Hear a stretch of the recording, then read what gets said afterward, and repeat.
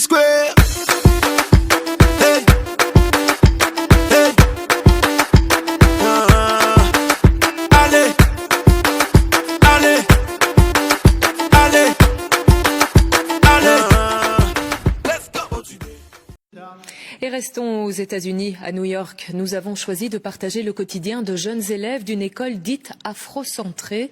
Ces écoles se multiplient, l'enseignement est ciblé sur la dignité et sur l'histoire de la personne noire dans un pays où la discrimination et le racisme restent d'actualité. À Brooklyn, reportage de Geoffrey Michaud et de Caroline Hick. C'est devenu un rituel à l'école Amber de Brooklyn.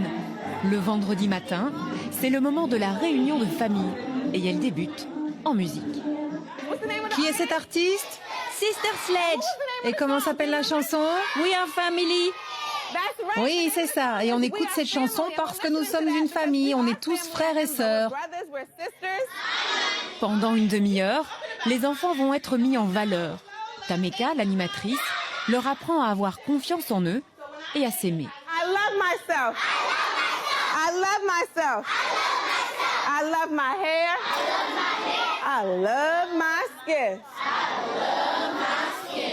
Dans cette école, les enfants sont noirs ou métis. Et aujourd'hui encore, en 2019, on ne leur renvoie pas toujours une image très positive de leur communauté. Cet exercice, il est essentiel, surtout pour notre population.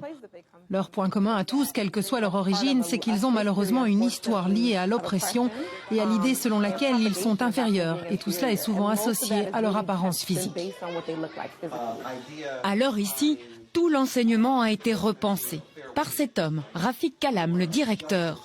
Son école, il l'a voulu afrocentrée. Cela veut dire qu'ici, on se concentre sur les besoins et les particularités de la communauté noire. Ça, c'est George Washington Carver, un scientifique extraordinaire. Il a sauvé l'économie du sud des États-Unis à lui tout seul. Pour lui, dans les écoles traditionnelles américaines, l'enseignement est totalement biaisé, le cours d'histoire en particulier. Notre objectif à nous, c'est de dire la vérité. Ça fait des années qu'on dit aux élèves américains que Christophe Colomb a découvert l'Amérique. Or, avant 1492, il y a eu des gens de couleur au pouvoir. En Europe aussi. Mais ça, on n'en parle même pas. Comme beaucoup d'autres parents de Brooklyn, Janae a été séduite par cette approche. Ces 4 dernières années, les inscriptions ont grimpé ici de 45%. J'ai l'impression que toute notre vie, on nous a raconté l'histoire d'autres personnes.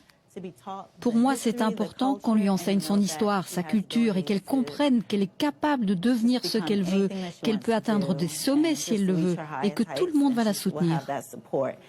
Et dans cette classe, les élèves sont unanimes. L'école atteint ses objectifs.